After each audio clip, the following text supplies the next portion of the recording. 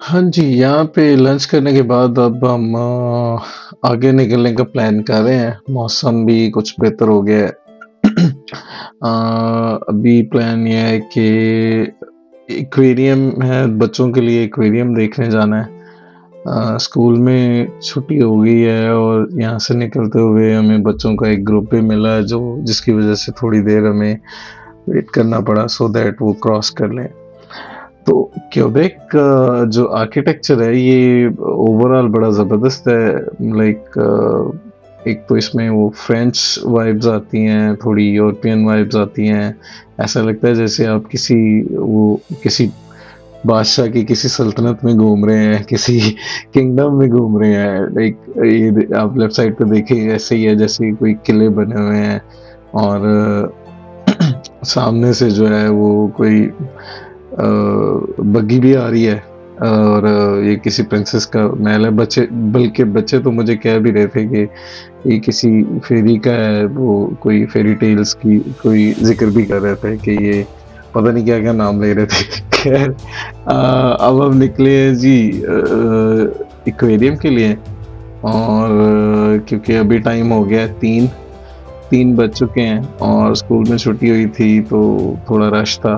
खैर, अभी हम जा रहे हैं, कुछ सिग्नल्स की भी समझ नहीं आ रही, कुछ रोड की भी समझ नहीं आ रही, बट बस चलते जा रहे हैं जैसे जैसे गूगल मैप हमें लेके जा रहा है, या जिस जिस साइड से हम जा सकते हैं, या जिधर जिधर से रास्ता नज़र आ रहा है। सनी डे है। थोड़ी देर पहले तो हल्की फुल्की बारिश हुई थी, लेकिन अब मौसम खुल गया है। और ये देखे ना, मतलब कितना ज़बरदस्त उन्होंने ट्रैक्स बनाए हुए हैं लेफ्ट साइड पे, साथ साथ जॉगिंग ट्रैक्स हैं, लोग जॉगिंग कर भी रहे हैं। और राइट साइड पे ऊपर कोई इसका वो है, क्यूबेक का सारा कोई डेवलपमेंट है, कुछ बिल्डिंग्स हैं, अपार्टमेंट्स हैं या घर हैं। तो अच्छा शहर है ओवरऑल। ट्रैफिक है भी और सबसे बड़ा इशू जो यहाँ पे है वो साइन बोर्ड्स का है। इसके अलावा बाकी ओवरऑल अच्छा शहर है। लोग यहाँ के बस अगर मैं कंपेयर करूँ अटलांटिक साइड से तो वहाँ से उससे तो बहुत ही रूखे हैं। अटलांटिक साइड के लोग बहुत फ्रेंडली हैं और बहुत मिक्सअप होने वाले हैं, ग्रीट करते हैं आपको स्माइल से। यहाँ की थोड़ा क्योंकि फ्रेंच स्पीकिंग है तो कुछ वो लैंग्वेज बैरियर आ जाता है लोगों में, और कुछ थोड़ा डिफरेंट है यहाँ के लोग। वेदर वाइज अच्छा है। ये ब्रिज मुझे बड़ा ज़बरदस्त लगा और इसकी कंस्ट्रक्शन भी इसी तरह की हुई है कि लाइक जो बाहर से शहर से आने वाली ट्रैफिक है, शहर को आने वाली ट्रैफिक है, वो ऊपर से आके शहर में एंटर हो रही है। और नीचे से जो ये रोड जा रहा है ये आपको शहर के अंदर लेके जा रहा है।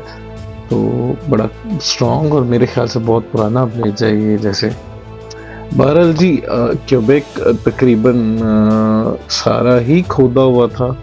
जहाँ जहाँ पे हम जा रहे थे वहाँ पे कोई ना कोई कंस्ट्रक्शन मिल रही थी। वो जैसे किसी ने बड़ा खूबसूरत कहा है कि लाइक कनाडा में 2 तरह के वेदर्स होते हैं, एक तो विंटर है जिसमें स्नो पड़ती है और दूसरा कंस्ट्रक्शन है। तो यहाँ भी कंस्ट्रक्शन चलती रहती है, कहीं ना कहीं कुछ ना कुछ ये कर ही रहे होते हैं काम। हमारा था कि हम 3:30 तक पहुंच जाएंगे, लेकिन थोड़ा ट्रैफिक की वजह से और टाइम की वजह से और फिर कुछ ना कुछ कहीं ना कहीं पैचेस हमें मिले जहाँ पे कंस्ट्रक्शन चल रही थी और रोड ब्लॉक्स थे, ट्रैफिक रुकी थी, थोड़ा टाइम लग गया हमें पहुंचते पहुंचते। तो तकरीबन तकरीबन हम कोई 4 बजे तक हम पहुंच गए एक्वेरियम। और वहाँ पे एक्वेरियम में पार्क करने के बाद जब हम सब बच्चों को उतारा, सीट बेल्ट्स वगैरह ओपन की, सबको लेके तो खुशी खुशी हम मेन गेट की तरफ गए। और वहाँ पे पहले फ्रेंड्स एक जो रिसेप्शन पे बैठे थे उनसे मुलाकात हुई। तो उन्होंने कहा जी एक्वेरियम क्योंकि बहुत बड़ा है और यहाँ पे थोड़ा आपको टाइम लग जाएगा, तकरीबन 2 से 3 घंटे का टाइम आपको चाहिए इसको फुली एक्सप्लोर करने के लिए। तो तब तक तो ये ओपन नहीं रहेगा, ये तो 5 बजे बंद हो रहा है, तो 1 घंटे में आप कुछ भी नहीं देख सकेंगे, पैसे ज़ाया करने वाली बात है। तो स्ट्रेट अवे ही तकरीबन उन्होंने ना कर दी, तो फिर हम जैसे बैठे थे वहीं से फिर हम निकल आए। बच्चों का मूड थोड़ा मिक्स हो गया, ऑफ टाइप, तो फिर कॉफ़ी शॉफ़ी पीने के लिए हम टिम हॉर्टन रुके और वहाँ पे बैठ के डिसाइड किया है कि अब क्या किया जाए। तो फिर एक वाटरफॉल है जो कि क्यूबेक में है, तो वहाँ पे जाने का, क्योंकि वो भी पहले लिस्ट में थी, लेकिन उसका प्लान ये था कि नेक्स्ट डे जब हम निकलेंगे तो निकलते निकलते हम उसको देखते जाएंगे। लेकिन अभी क्योंकि थोड़ा टाइम था तो फिर हम वाटरफॉल की तरफ चल पड़े।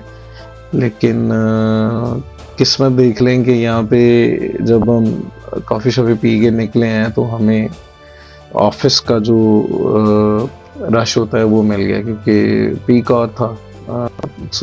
ऑफिस से लोग जा रहे थे वापस ऑफिस से, तो सारा रश वहाँ पे मिल गया और वहाँ पे भी हम फंस गए। तो फासला था जो कि अराउंड कोई 30 मिनट्स का, वो हमें लग गया तकरीबन, मेरे ख्याल से बड़े आराम से घंटा लग गया था वाटरफॉल तक पहुँचते पहुँचते। तो खैर इस रश को भी हमने एंजॉय किया और बैठे गपशप मारते रहे और देखते रहे सिटी को। तो ओवरऑल अच्छा रहा एक्सपीरियंस सिटी के, क्यूबेक का ओवरऑल ठीक है experience as compared with Montreal. Montreal की कहानी फिर कभी सुनाएंगे। और सही पूछे तो मुझे बल्कि इवन हमें क्यूबेक बहुत पसंद आया और अच्छा है, और इस शहर की वाइब भी डिफरेंट है। रशी है थोड़ा सा, लोग ज़्यादा हैं, लेकिन पीसफुल सा है, लाइक थोड़ा बड़ा है। और टोरंटो से अगर हम इसको कंपेयर करें या मॉन्ट्रियल से कंपेयर करें तो उससे थोड़ा डिफरेंट है ये। तो मुझे मतलब हमें ये शहर पसंद आया, हम दोनों मियाँ बीवी को, हमें अच्छा लगा। और यहाँ पे वैसे भी ऑप्शंस काफ़ी ज़्यादा है, लाइक अगर आप यहाँ पे आते हैं तो कम से कम 1 से 2 दिन का ट्रिप आपका जो है वो होगा तो ही आप एंजॉय कर सकेंगे। एक दिन में यहाँ पे बहुत कम रहेगा, क्योंकि ऑप्शन ज़्यादा हैं, तो एक दिन में आप ज़्यादा चीज़ें नहीं कर सकेंगे। तो अभी वाटरफॉल तक पहुंचने वाले हैं, तो फिर आपको नेक्स्ट एपिसोड में वाटरफॉल का ट्रिप करवाते हैं। Thank you.